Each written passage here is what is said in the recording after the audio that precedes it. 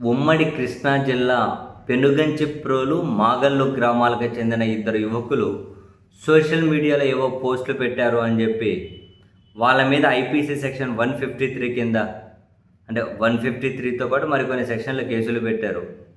అయితే సోషల్ మీడియాలో పోస్టులు సెక్షన్ 153 అంటే అల్లర్లకు ప్రేరేపించినట్లు, శాంతి భద్రతల సమస్య సృష్టించే ప్రయత్నం చేసినట్లు, అంటే చాలా తీవ్రమైన సెక్షన్. సోషల్ మీడియాలో పోస్టుల మీద ఐపీసీ 153 లేదా 153A పెట్టడాన్ని హైకోర్టు తీవ్రంగా ఆక్షేపించి ఆ సెక్షన్లు కొట్టివేసుకుంటూ చాలా కీలకమైనటువంటి తీర్పు ఇచ్చింది. తీర్పుల అంశాలు ఐపీసీ సెక్షన్ 153 లేదా 153A కింద ఒక వ్యక్తిని దోషిగా తేల్చాలంటే కేవలం అతను మాట్లాడిన మాటలు లేదా పెట్టిన పోస్టులు మాత్రమే సరిపోవు.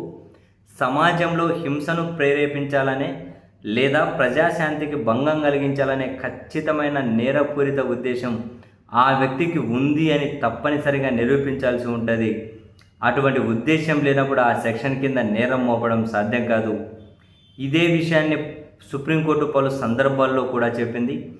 అలాగే ఒక వ్యక్తి ఒక నిర్దిష్ట వర్గానికి లేదా సమాజానికి వ్యతిరేకంగా ద్వేషాన్ని రేకెత్తించేలా ప్రత్యక్షంగా ఎలాంటి చర్యలకు పాల్పడనప్పుడు కేవలం అనుమానాల ఆధారంగా ఐపీసీ సెక్షన్ 153A వంటి తీవ్రమైన సెక్షన్లను వాళ్ళపై మోపడం చట్ట విరుద్ధం.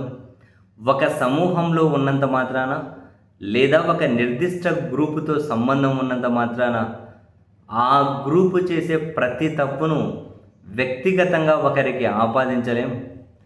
నేరంలో ప్రత్యక్ష భాగస్వామ్యం లేనప్పుడు కేవలం సదరు వ్యక్తులతో పరిచయం ఉందనే నెపంతో ఎవరిని దోషిగా నిలబెట్టలేము అని చెప్పి హైకోర్టు అయితే సోషల్ మీడియా పోస్టుల మీద 153 లేదా 153A పెట్టడాన్ని ఆక్షేపించుకుంటూ కొట్టివేసింది.